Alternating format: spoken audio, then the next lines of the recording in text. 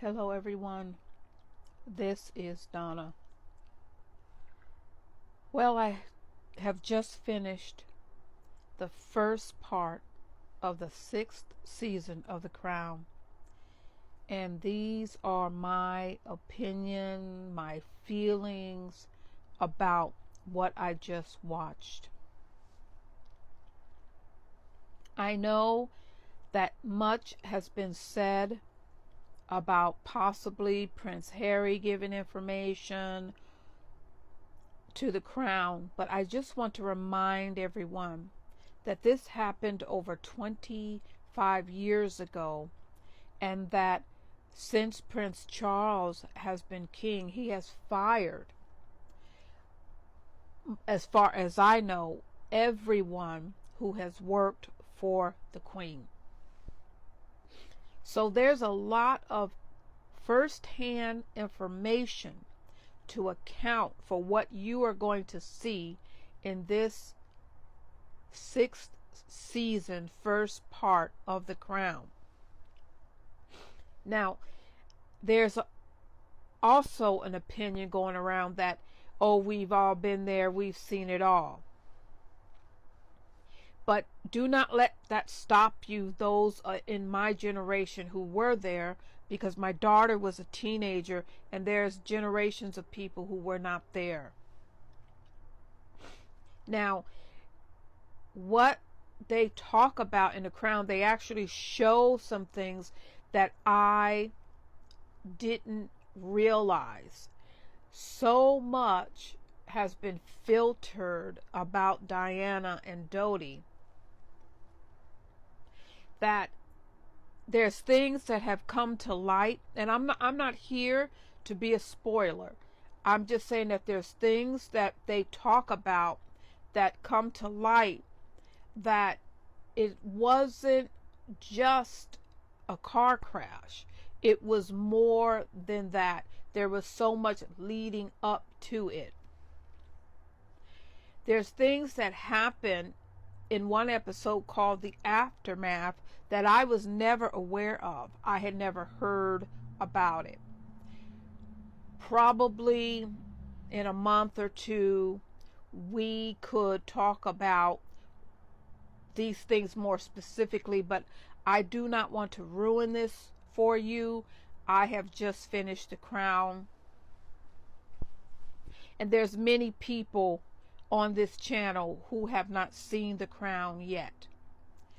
I just want you to know that even if you were there like I was, even if you were there during the War of the Waleses, whatever your opinion is, you will learn some things. And there's more to it than just someone writing a script. Remember, as I said before, there are people who were there. And remember that they also probably had Diana under surveillance. So there's a lot of things that take place over a phone call that they probably are privy to from people who actually heard it. Plus, there were probably people overhearing both ends of a phone call. If they can speak to someone who was there when Diana made a phone call, a servant or a security guard, then they can piece basically together what was said on both ends, because they have the person who was on the other end making the phone call. Some things take place in Scotland after Diana's death that I had never heard of, but remember, there were many, hundreds of people there, and you can see the transformation coming from William and Harry's viewpoint. Okay, everything we see of them today, we already know where it comes from, the death of Diana, and you can see these things happening, and it's only natural for William to go from that shy, sweet, lovable person that he was when he had Diana there to something that we see now. He can be aloof. He can be rude. He can be very, very controlling. He can be a bully. He can be mean. But he wasn't always like that.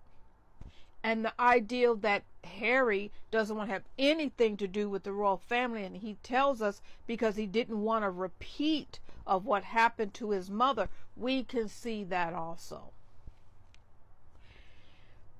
We can also see where hope was lost, where there was a future that was lost. And I know a lot has been said about Charles would never have been able to marry Camilla, but I don't think that was absolutely true, but it could have been possible, but I don't think that it would have been true because Diana was moving on. And we also see her loving, motherly nature when she's with Dodi. And we also see that Dodi was not the person they made him out to be. He was no criminal. He was no bad boy.